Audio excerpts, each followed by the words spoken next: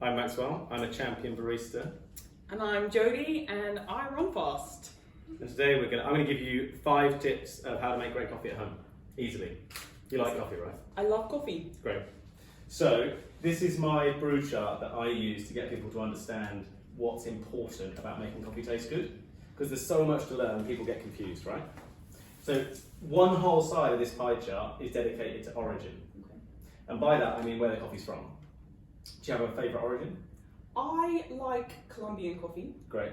So Colombia is one of the most diverse origins. So you can get really fruity coffees, really chocolatey coffees. But it's a great example, right? So you have all these different producers and they can grow different types of plant, they can have different soils, they can ferment the coffee differently.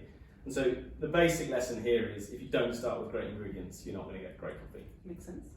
Next is roasting. Okay. Do you have a roast preference? I like a darker roast. Yeah. That's my preferred roast. Yeah, so basically coffee starts, have you heard of green coffee before? I have not heard of green coffee. It's basically coffee that's been harvested and unroasted, Okay. gets shipped around the world, turns up and it's green. And then when we roast it, it turns brown. Okay. And obviously the more we roast it, the more it turns brown. Mm-hmm. Light roast coffee, if it's really light, you haven't developed the flavour. Okay. But if you go too dark, you lose the flavour too. Mm-hmm. So ideally you want something in the middle, Like a medium roast. right? But also, it's a preference. So, and you have to find out which roast you like the most. What about freshness? What about freshness? Do you know anything about freshness? Not really. No? Basically, Or like keeping it fresh.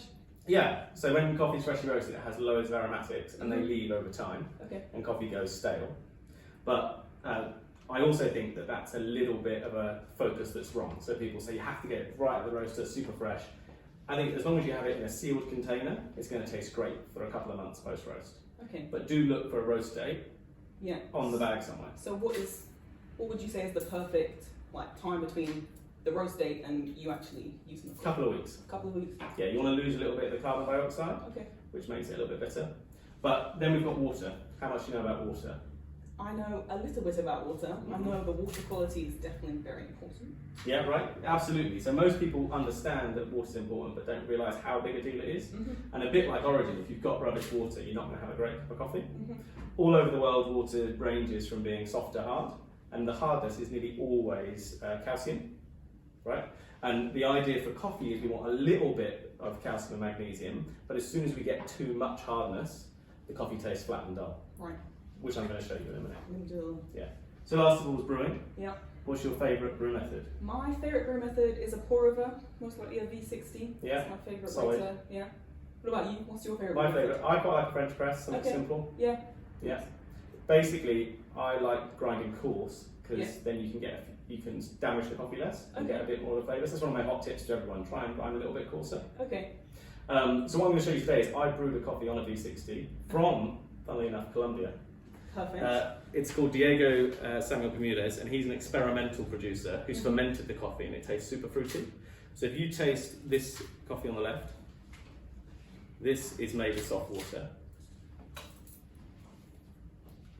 How's it taste? Yeah, this is actually really good. Yeah. You're surprised. Of course it's good. This coffee here is exactly the same coffee made in exactly the same way with bicarbonate soda. So this is hard water now. I basically just added in the hardness to show you the impact. Okay. Off you go. I know this.